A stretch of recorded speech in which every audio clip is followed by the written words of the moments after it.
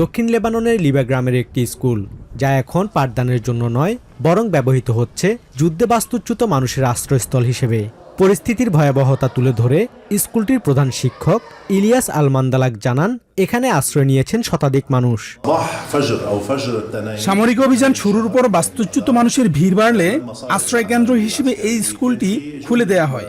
নিরাপদ এলাকা হওয়ায় এখানে বর্তমানে 110 জন মানুষ আশ্রয় নিয়েছেন, যাদের মধ্যে 2 দিনের নবজাতক সহ শিশু ও বৃদ্ধরাও রয়েছেন। আশ্রিতদের বেশিরভাগই এসেছেন ক্ষতিগ্রস্ত টায়ার এবং নাবাতিয়েহের পার্শ্ববর্তী গ্রামগুলো থেকে। পরিস্থিতি ক্রমেই আরো জটিল রূপ নিচ্ছে, অন্তত ইসরায়েলি প্রতিরক্ষামন্ত্রী ইসরায়েল কাটস এর হুঁশিয়ারি বার্তায় সেটা বলে।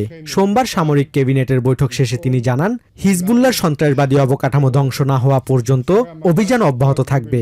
এর আগে বাস্তুচ্যুত লেবানিজরা নিজ বাড়িতে ফিরতে পারবে না বলে কঠোর হুঁশিয়ারি দেন তিনি। গেলিলিও উত্তরের নিরাপত্তা নিশ্চিতে লেবাননে স্থল অভিযান শুরু করেছে আইডিএফ।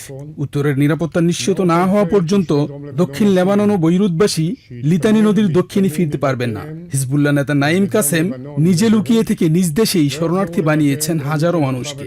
গাজার মতো লেবাননের সীমান্ত থেকেও হিজবুল্লাহর এইসব ঘাঁটি গুড়িয়ে দেয়া হবে।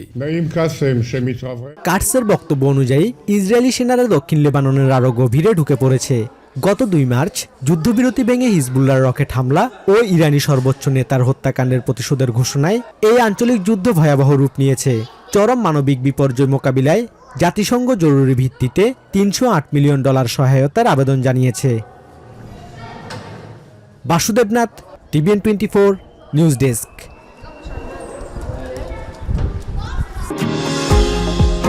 নিউ ইয়র্ক থেকে সম্প্রচারিত TVN 24 টেলিভিশন বিশ্বজুড়ে বাঙালির কণ্ঠস্বর।